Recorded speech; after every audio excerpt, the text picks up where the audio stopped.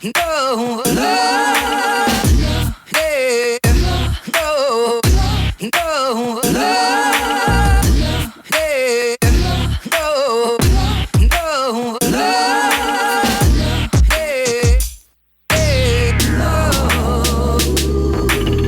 Hello everyone and welcome back to my channel. If you have never been on my vlog channel before, you're probably watching this and you're like, what the heck, what are you filming on, Nikki?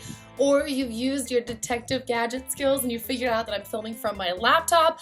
I do this all the time on my vlog channel. I film my intros on my laptop because I'm actually sitting at my desk where I actually edit my videos, and I just didn't want to move, really, because my house is a complete mess everywhere. I just got back from playlist. I have not unpacked. My bed is not made. Everything, like I was telling Dan, my room hasn't been this disgusting. No, my house, my car, everything hasn't been this disgusting like since I was a teenager. So it's pretty bad. I was telling my mom this morning too. It kind of just looks like someone went through all my stuff and just like threw stuff everywhere. I've also been home for like 3 days. It's astonishing that I haven't put anything away, but just been on that YouTube grind, figuring out stuff I gotta figure out. And even though I'm not uploading a ton, it's actually funny. I was watching Ava, or My Life is Ava's videos here on YouTube. You probably know who she is. I was watching her video last night that she just uploaded, and she was making a joke at the beginning about how like she's just been really stressed, and even though she hasn't been uploading, she's been working a ton.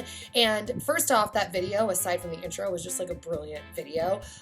She's so talented. But then on top of that, I really just related with the intro. I was like, right, Ava, right?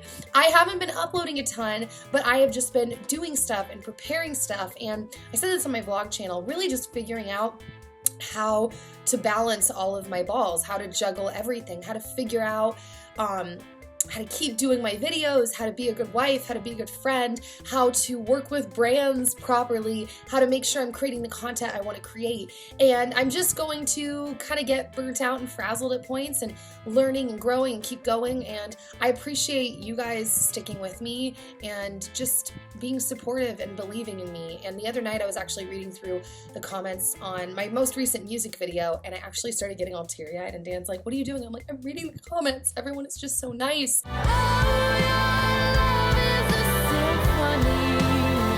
I just want to thank you guys for being with me on my YouTube journey. Now, I'm going to hop into today's video. I feel like I'm gonna make myself hungry with my own video. Food that I made in this video was legitimately so good, and I'm glad you guys seem to like my food videos. Let me know down below if you want to see like more food videos, what kind of food videos you want to see, or if you have just requests in general on my channel, because I am going to start doing more talking type videos. One of the videos that I'm going to do coming up soon is actually a plastic surgery like update, not only to talk to you guys about some more things that I've actually done on my body, but also to give you guys updates and just circle back. So random requests like that, I'm totally taking them all down below. That's it. Do you like my blouse? Ooh. Okay, let's hop in to the recipes. Oh yeah. All right, everyone, so we are starting with this Mexican quinoa bowl. This stuff is so good. It is so healthy for you, and it's actually pretty easy too. So I started off by putting 2 cups of water into a pot to boil. So there I am turning on the stove. Ooh. And then I poured a cup of rainbow quinoa from Alter Eco, which is a brand that I'm a huge fan of. And once the water was boiling, I poured the quinoa in there, put the lid on, spinned it, and then let it simmer, or spun it, I don't know. Then I cut some white onion up and diced it. I was gonna use red onion, but my red onion was bad, so I'm using white onion. Put that in a little bowl on the side. Then I pulled out my butter leaf lettuce and took a few leaves off of the bunch, diced them up and set them in a bowl as well. I was checking on my quinoa as I was going. Then I diced up my tomato, like so. I cut things so glamorously. I know, guys. You guys know cutting things is my expertise. Wow, so tongue-tied today, guys. Then I am dicing up my avocado, putting that into a little ramekin as well.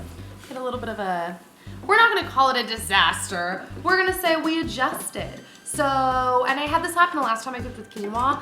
It undershot the amount of water. It said like 1 cup of quinoa, 2 cups of water, but really you need like 2.5 cups, at least when I've cooked, because the water soaks up way too much and then the quinoa slightly burns. There's nothing devastating and it's fine, but I added more water and I'm gonna let it sit again for a couple more minutes. Don't you guys love how Melissa and Maddie are sitting in the background? So anyways, then I pull some cilantro off the leaves, which cilantro is literally one of my favorite things to eat ever. Put that into a bowl as well. Ooh, not gonna lie, quinoa doesn't smell very good by itself.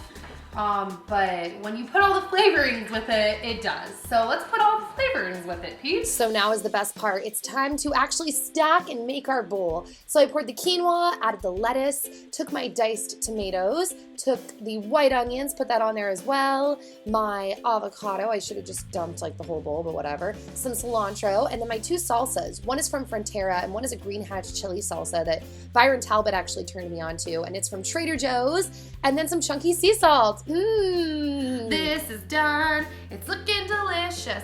Smelling so scrumptious. All right, so here we go. The moment of truth. Sorry, the moment o' truth. I already know it's good though, so it's kind of dumb I'm even trying it.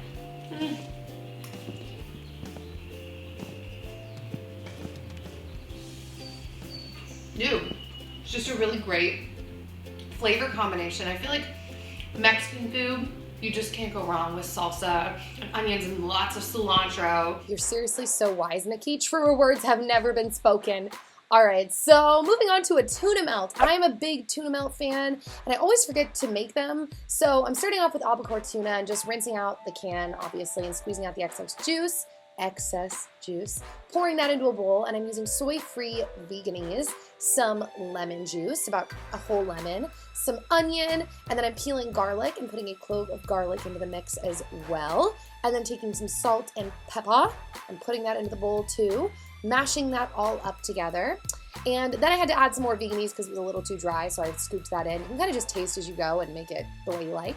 Then I'm taking some Ezekiel bread, popping that in the toaster, and once that's toasted, I just pile the tuna salad on top, and I'm taking some Trader Joe's unexpected cheddar cheese, which you guys know is my favorite and is thebomb.com, and I'm putting that cheese on top of the tuna melt.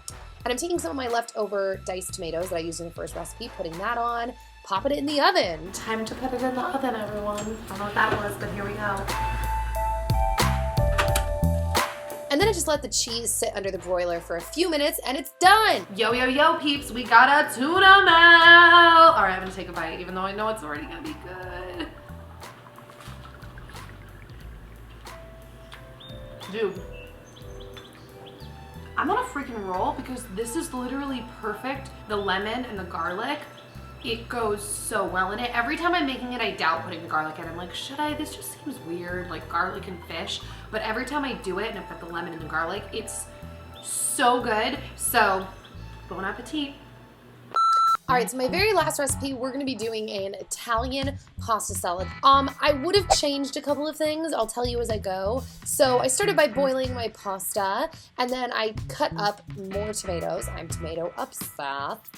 Diced it up into little pieces and set those in a bowl on the side. And once my pasta was done, I just drained it, put it in a little bowl, and then I dumped in the tomatoes. I wish I had dumped in the spinach right away to let it wilt faster. And then I crushed some garlic. In the future, I will not put as much garlic. It was a little too garlicky. Took my Parmesan cheese, a little bit of olive oil, and then this was probably where the biggest mistake is. I used too much ricotta. I like cheese, but I'm not like a huge cheese fan. It was just a little too much. Okay, so we're having a little bit of a problem. I have to be honest with you peeps. Most of the time, actually, we'll say like 85% of the time, these are all recipes that are like tried and tested by me and things that I really love. But today's recipe I pulled off Pinterest, and I didn't actually follow the directions. I thought like, this is super basic. I can do this is fine. We're gonna find out how this goes. So then I just continued to mix it all together. Like I said, if I had put the spinach in first when the pasta was hot, it would have been better, but yeah. Okay guys, the moment of truth. So I cut my little pasta noodle in half because these noodles are huge.